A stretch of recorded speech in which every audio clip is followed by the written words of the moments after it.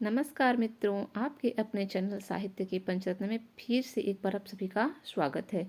हम लोग पाश्चात्य काव्य शास्त्र देख रहे हैं और पुराना वीडियो जो नहीं देखे हैं प्लेलिस्ट में देख लीजिएगा। आज हम लोग रिचर्ड्स का मूल्य सिद्धांत, संप्रेषण सिद्धांत और काव्य भाषा सिद्धांत को एक ही वीडियो में अच्छे से समझने वाले हैं। तो चलिए शुरू करते हैं बिना देरी किए। आइए रिचर्ड्स के सिद्धांत को इसको पढ़ने से पहले दो बातें बताना चाहूँगी। पाश्चात्य आलोचना के क्षेत्र में आई.ए. रिचर्ड का एक ऐसा नाम है जिसने अपनी मौलिक प्रतिभा, चिंतन और अपनी विद्वता का परिचय न सिर्फ देश में, है ना, अपने देश में यानी कि पश्चिमी देश में, बल्कि पूरे विश्व में फहराया। आलोचना के क्षेत्र में मनोविज्ञान पर आधारित अपने दृष्टिकोण और अपने सिद्धांतों के द्वारा उन्होंने विश्व फलक पर अपनी प्रतिष्ठा कायम की। नई समीक्षा के प्रवर्तक रिचर्ड्स ने साहित्य की मनोवैज्ञानिक विवेचना द्वारा पाश्चात्य समीक्षा के प्रवर्तक थे ना, ये तो उसके द्वारा क्या किए, नूतन दृष्टि प्रदान किए।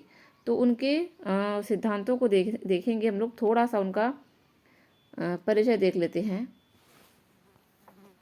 आइए रिचर्ड्स जी का। नई समीक्षा पद्धति के सिद्धांतकार ईवर आर्मस्ट्रांग रिचर्ड, इनका पूरा नाम है ईवर आर्मस्ट्रांग रिचर्ड, का जन्म 1893 ईस्वी में हुआ था। बहुत मोस्ट इम्पॉर्टेंट है, याद रखने योग्य है इनका जन्म सन। उन्होंने लगभग 1 दर्जन ग्रंथ लिखे। इनके ग्रंथों को भी पूछा जाता है, हम लोग आगे पढ़ेंगे। C.K. आंगडन और जेम्स वुड के साथ सहयोगी लेखन के रूप में उनकी पहली कृति द फाउंडेशन ऑफ एस्थेटिक, और किसके सहयोग में लिखे थे ये, C.K. आंगडन और जेम्स वुड के साथ मिलकर इन्होंने लिखा था। और उनकी पहली कृति था द फाउंडेशन ऑफ एस्थेटिक्स, जो 1922 ईस्वी में प्रकाशित हुई। 1922 ईस्वी में द फाउंडेशन ऑफ एस्थेटिक। इनकी सर्वाधिक प्रसिद्ध कृति है प्रिंसिपल ऑफ लिटरेरी क्रिटिसिज्म। बहुत बार पूछा गया है प्रिंसिपल्स ऑफ लिटरेरी क्रिटिसिज्म, या तो ये डायरेक्ट पूछ देता है या तो फिर मिलान वाले में दे देता है, तो याद रखिएगा ये रिचर्ड का है। इनकी अन्य कृतियां देख लेते हैं। इनकी अन्य कृतियां हैं Mencius of the mind 1931, experiment in multiple definition, experiments in multiple definition 1932 की है, basic rules of reason 1933, Coleridge on imagination 1934, the philosophy of rhetoric, ये भी पूछा जा चुका है, the philosophy of rhetoric 1936, interpretation in teaching 1938, the speculative instruments 1955, poetries their media and address 1973, beyond 1974 आदि इनकी प्रसिद्ध रचनाएं हैं। नई समीक्षा में कविता के विश्लेषण की जो पद्धति विकसित हुई उसके लिए सैद्धांतिक आधार प्रस्तुत करने का श्रेय रिचर्ड को ही जाता है। नई समीक्षा में जो कविता की विश्लेषण पद्धति विकसित हुई उसका आधार किन्होंने प्रस्तुत किया, रिचर्ड ने, याद रखिएगा। उन्होंने अपने ग्रंथ प्रिंसिपल ऑफ लिटरेरी क्रिटिसिज्म के 5 अध्याय यानी कि 11 से 14 तक 5 अध्याय मनोवैज्ञानिक सिद्धांतों के विश्लेषण को समर्पित किए हैं।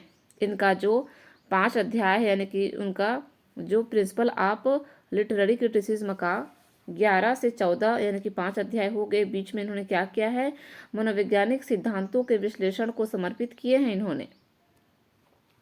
और उनका सिद्धांत देखेंगे हम लोग, मूल्य सिद्धांत देख लेते हैं। सबसे पहले मूल्य सिद्धांत देखेंगे, इनका सभी सिद्धांत को हम लोग धीरे धीरे देखते जाएंगे।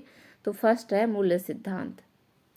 मूल्य सिद्धांत को कला का मूल्यवादी सिद्धांत अथवा उपयोगितावादी सिद्धांत भी कहा जाता है। तो मूल्य सिद्धांत को मूल्यवादी सिद्धांत या तो फिर उपयोगितावादी सिद्धांत भी कहा जाता है, ठीक है, याद रखेंगे। रिचर्ड्स के मनोविज्ञान के क्षेत्र में रिचर्ड मनोविज्ञान के क्षेत्र से साहित्य में आए, अतः उन्होंने मनोविज्ञान के संदर्भ में कविता और कला की सार्थकता और महत्व पर अपने विचार प्रकट किए। ये मनोविज्ञान के क्षेत्र से किस में आए, साहित्य में आए, और उन्होंने मनोविज्ञान के संदर्भ में कविता और कला की सार्थकता और महत्व पर अपने विचार प्रकट किए। उन्होंने डॉक्टर ब्रैडले की कला कला के लिए सिद्धांत का खंडन कर अपने मूल्य सिद्धांत की स्थापना की। तो किसका खंडन किया था? डॉक्टर ब्रेडले का एक सिद्धांत था कला कला के लिए, उसका इन्होंने खंडन किया और अपने मूल्य सिद्धांत की स्थापना की। तो याद रखेंगे, पहले ये मनोवैज्ञानिक थे, फिर धीरे से साहित्य में आए और कला की सार्थकता और महत्व पर अपना विचार प्रकट किए, और साथ ही डॉक्टर ब्रेडले के कला कला के लिए सिद्धांत का खंडन किया और अपने मूल्य सिद्धांत की स्थापना की रिचर्ड्स ने। याद रखेंगे। आगे चलिए।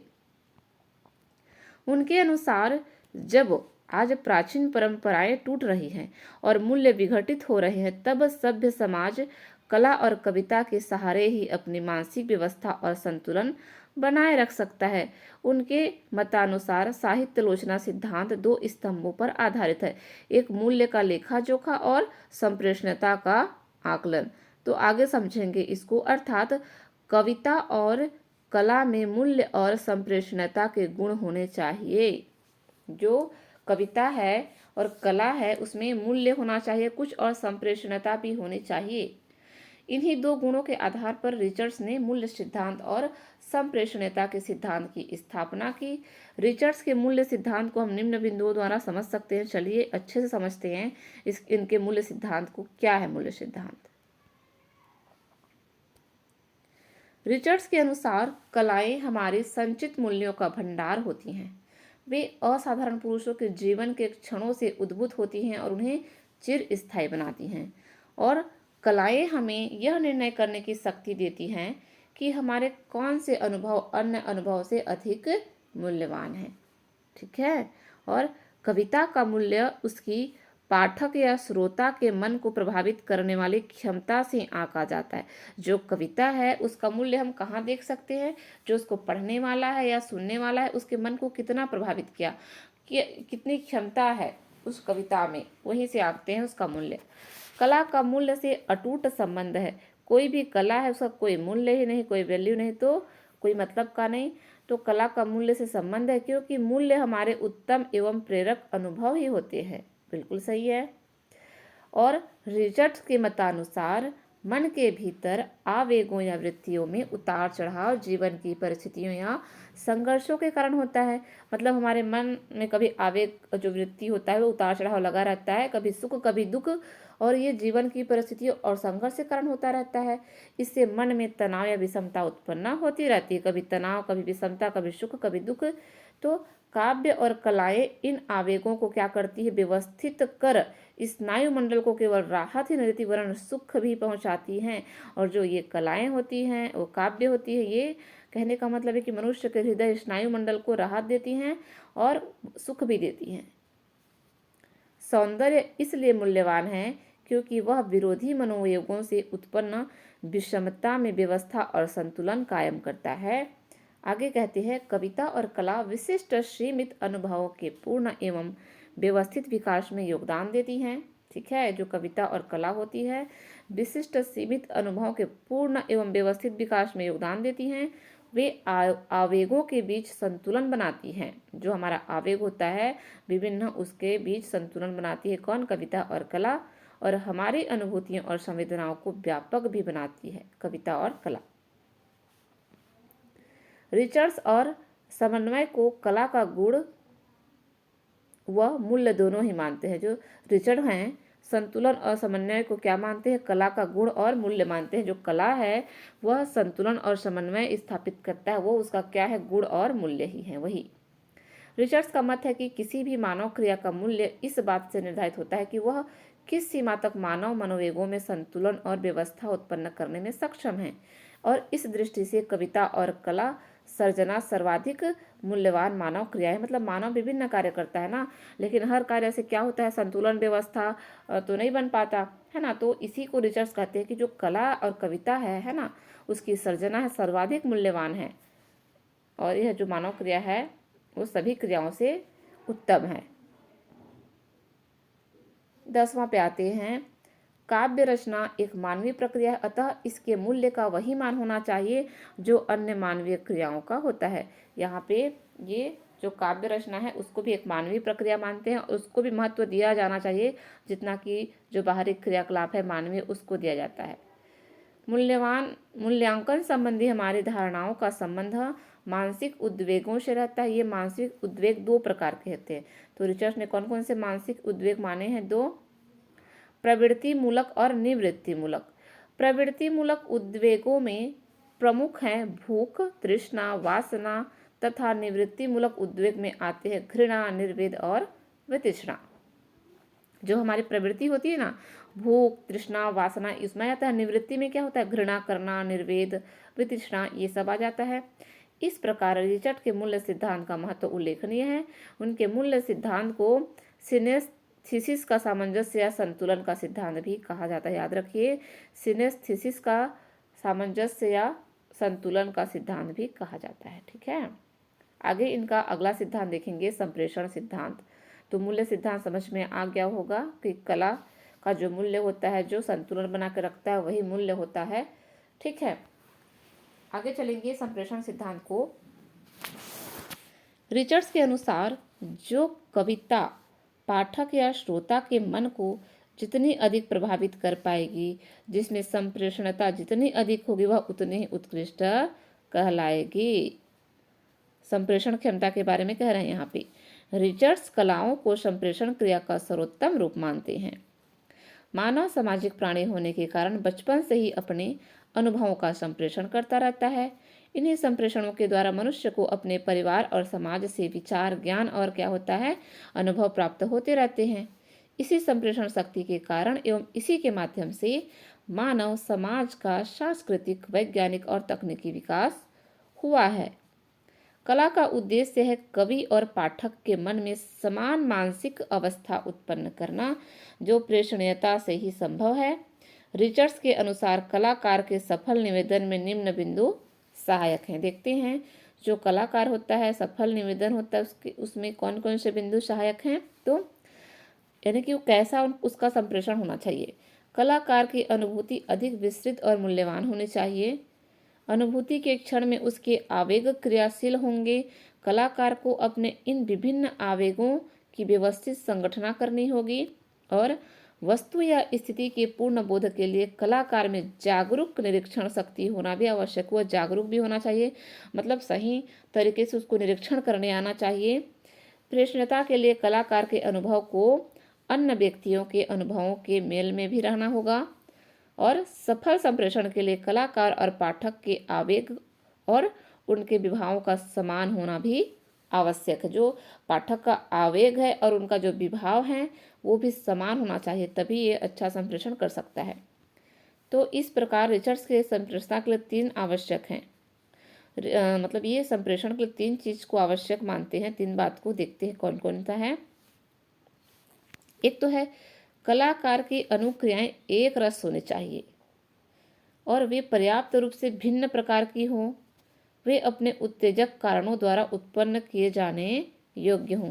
इस प्रकार संप्रेषण की प्रक्रिया जटिल होते हुए भी क्या है, महत्वपूर्ण है, क्योंकि संप्रेषण के द्वारा ही कविता का आनंद पाठक और श्रोता को मिलता है। मतलब उचित संप्रेषण, अच्छे से हाव भाव, अच्छे से वक्तव्य, अपना बात अच्छे से कहने की क्षमता, वही होता है संप्रेषण।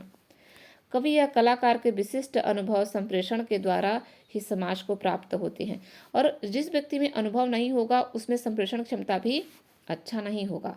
तो अनुभव भी होना जरूरी है और जो अनुभव होता है वो हमको किससे प्राप्त है, कवि या कलाकार से समाज को प्राप्त होता है, जिससे क्या होता है, ज्ञान और संस्कृति का विकास होता है, संकीर्णता तथा स्वार्थ दूर हटता है और मानव संवेदनाएं परिष्कृत होकर व्यापक और उदात्त बनती है। तो ये हो गया रिचर्ड का संप्रेषण सिद्धांत। आगे देखेंगे इनका काव्य भाषा सिद्धांत को। रिचर्ड्स का काव्य भाषा सिद्धांत। रिचर्ड्स के काव्य भाषा सिद्धांत को काव्य भाषा का संवेगात्मक सिद्धांत भी कहा जाता है। याद रखिए, संवेगात्मक सिद्धांत।